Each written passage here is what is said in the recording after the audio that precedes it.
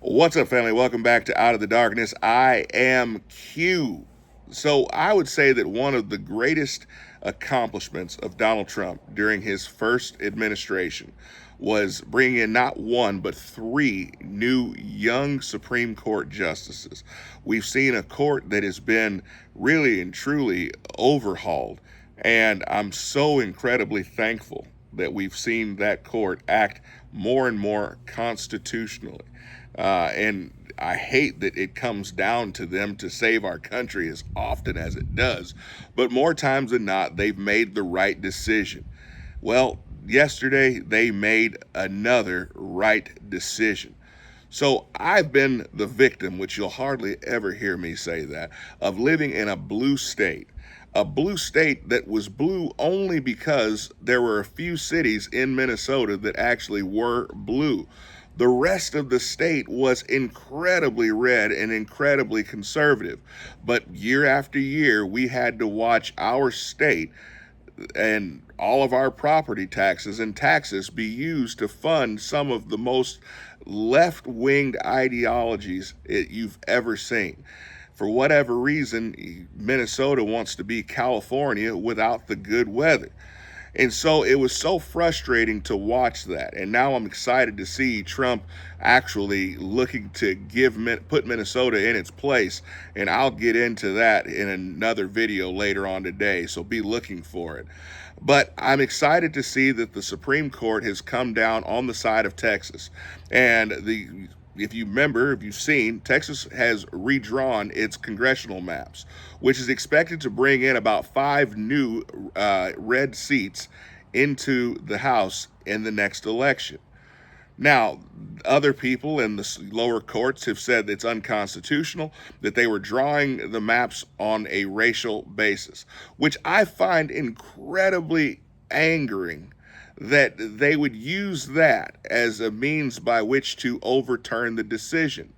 Because by saying that, you're saying that, oh well, the Hispanics would vote for the Democrats, or the blacks would vote for us because they're black or they're Hispanic.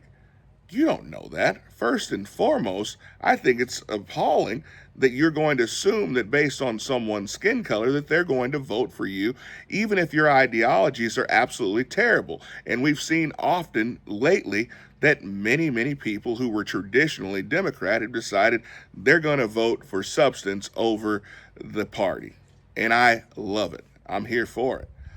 But the other side of that is the state has a right to redraw its congressional maps. That is one of the primary benefits of having sovereignty as a state.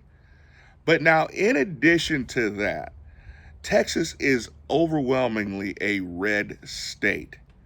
And a red state seeking to ensure that the majority of its citizens are heard, as opposed to certain citizens in larger demographics like Houston, like Austin, like Dallas, that they're getting an unfair advantage over the rest of the state because of how populated they are. I think that the overall majority of the state being conservative, they should have more representation. And if you disagree, I would love to hear from you. But I believe, especially in a red state, that if you are going to represent the residents of that state, if you're going to represent the constituents of that state, then I don't believe you should give more voice to the more liberal epicenters of the large cities. But I could be wrong. But the Supreme Court has now said that it is completely constitutional. They are striking down that lower court. And so we got a huge win by the Supreme Court in that. We are now still moving forward in the state of Texas to bring more conservative voices to Congress, which we desperately need. Let me know what you guys think here. I'll see you guys next time. Comment below, share the video, subscribe. I'll see you next time. Be blessed.